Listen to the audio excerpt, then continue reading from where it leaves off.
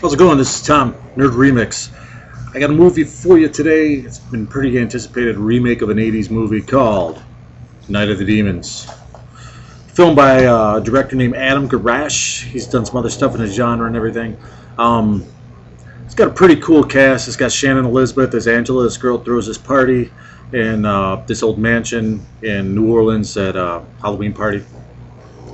And she's charged admission. She needs the money for something, right? They don't really explain what. A group of people go to it. John Beach plays a guy named Jason. Michael Coppin is Dex. And it centers around three girls that go there, three hot girls. Diora Baird, you might remember from Texas Chainsaw Massacre. Yeah.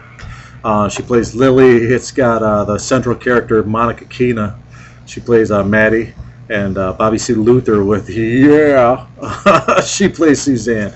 And then Edward Furlong. He's probably like 10 years too old for this role. At least he looks that way. He plays Monica Keena's, Lily's former love interest. And he was dating way out of her league if he was hitting that. Let's just say that. And Ed looks like he hasn't been around for a while, but I think he's spent some time boozing. He's got that kind of bloated alcoholic look. But anyway, he plays a drug dealer in this, and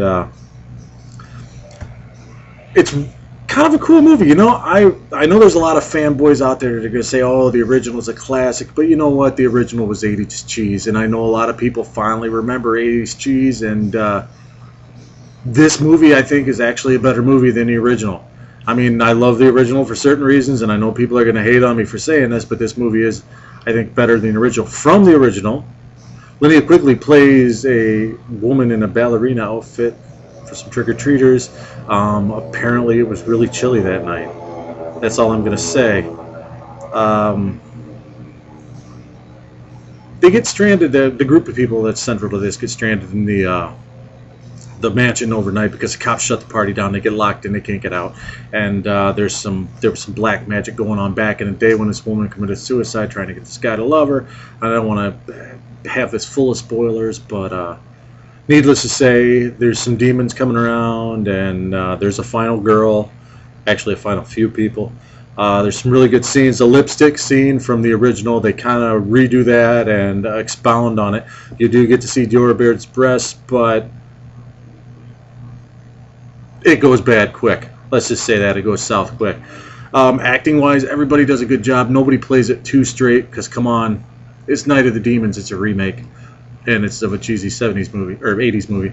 But anyway, nobody plays it too straight. Nobody takes it too seriously, but it's a really good movie. It looks like $1 million. I'm sure the budget was probably $5 million. Who knows?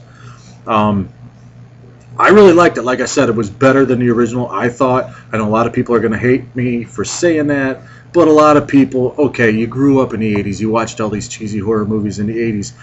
20 years later, 30 years later, it doesn't make them great. They were still cheesy, okay? It's great to remember that, to have fond memories. I like a lot of crap from the 80s, okay? I hold a lot of it dearly. But as a remake, this one works. I think it takes the source material. It's not a complete note-for-note remake. I think it works.